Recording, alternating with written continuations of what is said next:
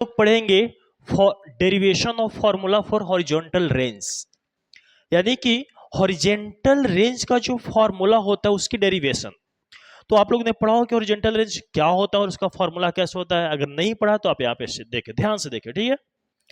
Projectile motion हम लोग पढ़ते आ रहे हैं, क्या पढ़ते आ रहे हैं, प्रोजेक्टाइल मोशन। तो प्रोजेक्टाइल मोशन सिंपल सा है क्या, तो सबसे पहले तो हम बना लेंगे यहाँ पर वाई एक्सिस और ये हो जाएगा x axis.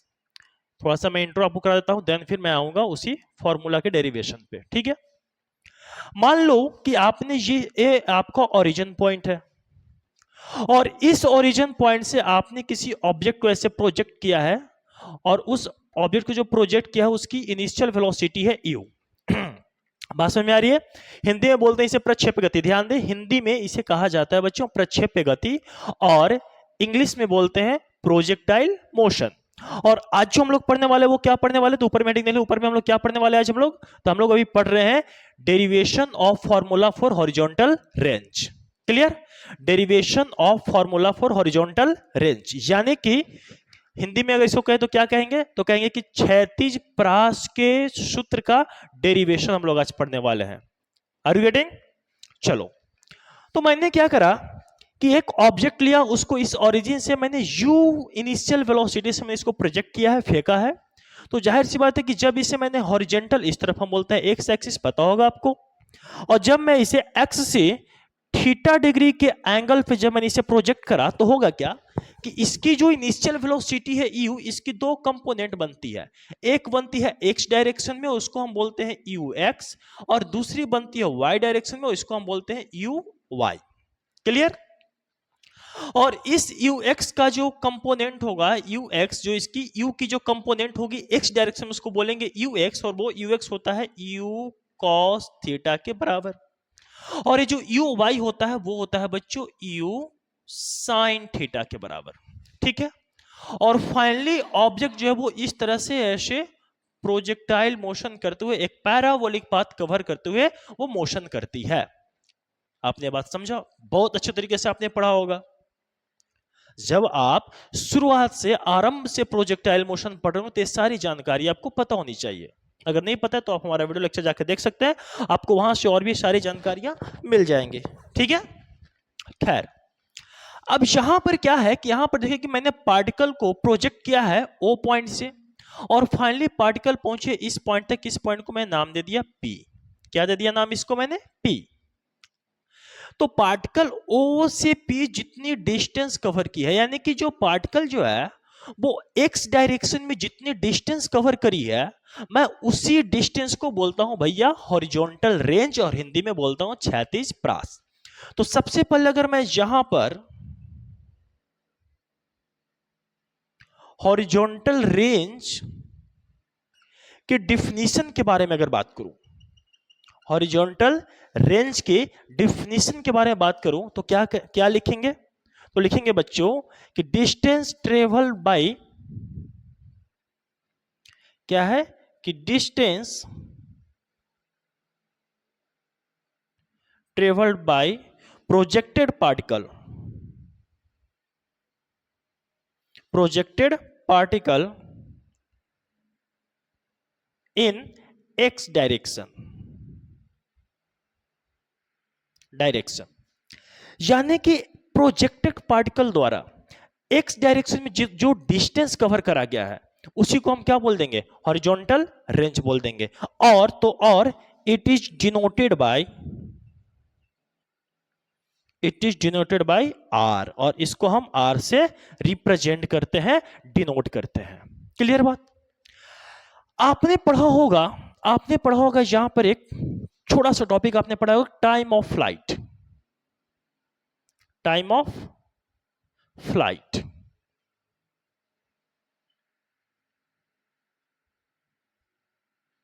Time of flight जिसको हम कैपिटल टी और स्मॉल एफ से रिप्रेजेंट करते हैं। अब टाइम ऑफ फ्लाइट में आपने क्या पढ़ा होगा कि पार्टिकल ओ से पी पहुंचने में जितनी टाइम एक्सपेंड करती है, बात समझो। पार्टिकल जब आपने यहां से प्रोजेक्ट करा, जब वो पार्टिकल इस तरह से, जैसे मान लो कि आप फुटबॉल खेल रहे हो, फुटबॉल जो है वो यहां से चलते चलते यहां पर गिरी, तो फुटबॉल जो यहां से यहां तक पहुंचने में जितना टाइम लिया इसको हम बोलते हैं टाइम ऑफ फ्लाइट, और हिंदी में कहा जाता है बच्चों इसे उड़ान काल। क्लियर? सॉरी थोड़ा सा गले में खराश, इसलिए थोड़ा सा बीच बीच में टोन आ जा रहा है कुछ अलग। खैर, तो टाइम ऑफ फ्लाइट का मतलब होता है बच्चों उड़ान काल। उड़ान काल क्या हो गया कि time taken by particle to reach at point P from O, यानी कि पार्टिकल को P पॉइंट पर पहुंचने में, O से P पॉइंट पर पहुंचने में जितना टाइम है उसको हम बोलते हैं टाइम ऑफ फ्लाइट। और आपने पढ़ा होगा कि इस टाइम ऑफ फ्लाइट का फॉर्मूला होता है 2u sin theta upon g। समझ में आई बात है? ये क्या होता है? तो ये होता है 2u sin theta upon g। बस अब हमारा हॉरिजॉन्टल रेंज का जो फॉर्मूला का जो डेरिवेशन वो बहुत आसान हो जाए। कैसे वो देखिए आप, जैसे यहां पर क्या है, बार बार इतना ऐसे कैसे हो जा रहा है, यहां पर अब क्या है कि हमें टाइम ऑफ फ्लाइट मिल गया है 2u sin थीटा अपॉन जी। अब देखो हमें पता है कि पार्टिकल को O से P तक के जो पार्टिकल जो डिस्टेंस कवर कर रहा है उस डिस्टेंस को हम बोलते हैं हॉरिजॉन्टल रेंज। और वो एक्चुअली में हॉरिजॉन्टल रेंज क्या है? तो एक डिस्टेंस है। क्या है? एक डिस्टेंस है। और किस डायरेक्शन में? एक्स डायरेक्शन में। तो हमें तो यहां से मालूम पड़ गया कि हमें जो फाइंड करनी है हॉरिजॉन्टल रेंज, वो क्या फाइंड करनी है? वो डिस्टेंस फाइंड करनी है। किस डायरेक्शन में? एक्स डायरेक्शन में। क्लियर? दूसरी बात कि पार्टिकल को O से P पहुंचने में जो टाइम लग रहा है वो टाइम कितना है? 2u sin थीटा अपॉन जी। तो अपने को यहां पर टाइम भी मिल गया है और फाइंड करना है डिस्टेंस। समझ रहे हो? अच्छा, डिस्टेंस किस डायरेक्शन में? तो एक्स डायरेक्शन में। अब आप देखिए कि एक्स डायरेक्शन में लगने वाला, जो एक्स डायरेक्शन में लगने वाला वेलोसिटी है वो कौन सा है? तो वो है ux, u cos थीटा। यानी कि अगर पार्टिकल जो है वो O से P जा रहा है तो किस वेलोसिटी के कारण जा रहा है? तो वो जा रहा है u cos थीटा के कारण। क्योंकि u cos theta during projectile motion u cos theta is always constant. Projectile motion के दौरान u cos थीटा जो है वो हमेशा क्या रहता है? कांस्टेंट रहता है। तो यही u cos थीटा जो है वो पार्टिकल को O से P लेकर जाने में मदद करती है। बात समझ आ रही है? तो अगर हम यहां से लिखे डिस्टेंस का फॉर्मूला, तो डिस्टेंस बराबर क्या लिखते हैं? तो डिस्टेंस बराबर लिखते हैं बच्चों, डिस्टेंस बराबर क्या लिखेंगे? तो यहां पे हम लिखेंगे स्पीड इनटू टाइम। कोई दिक्कत?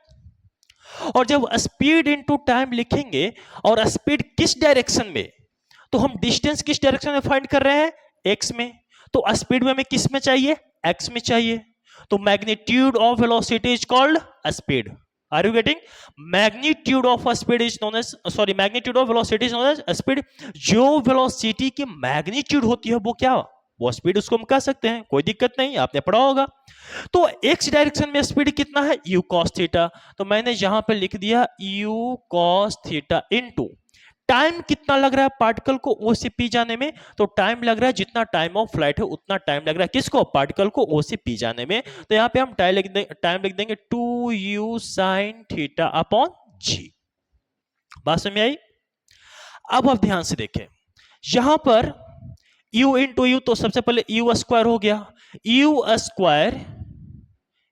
स्क्वायर, हाँ, 2 sin theta into cos theta upon g. क्या यह सही है? बिल्कुल सही है। u into u square, 2 sin theta साथ में कॉस थीटा अपॉन जी। और आपको पता होगा कि 2 sin theta into cos theta बराबर होता है sin 2 थीटा। क्या होता है? 2 sin theta into cos theta बराबर होता है भैया sin 2 थीटा। तो अगर हम यहां पर 2 sin theta into cos theta को अगर हटा दें तो यहां पे क्या लिख सकते हैं? तो यहां पे लिख सकते हैं u square sin 2 theta upon g. और यही हो गया हमारा R का फॉर्मूला। R का फॉर्मूला, R यानी कि हॉरिजॉन्टल रेंज का फॉर्मूला क्या हो गया? u square sin 2 theta upon g. बात समझ में आई? बात समझ में आई? बहुत इजी था, डेरिवेशन बहुत इजी था। ठीक है, फिर हम देखते हैं नेक्स्ट डेरिवेशन। चलिए इसका स्क्रीनशॉट करें।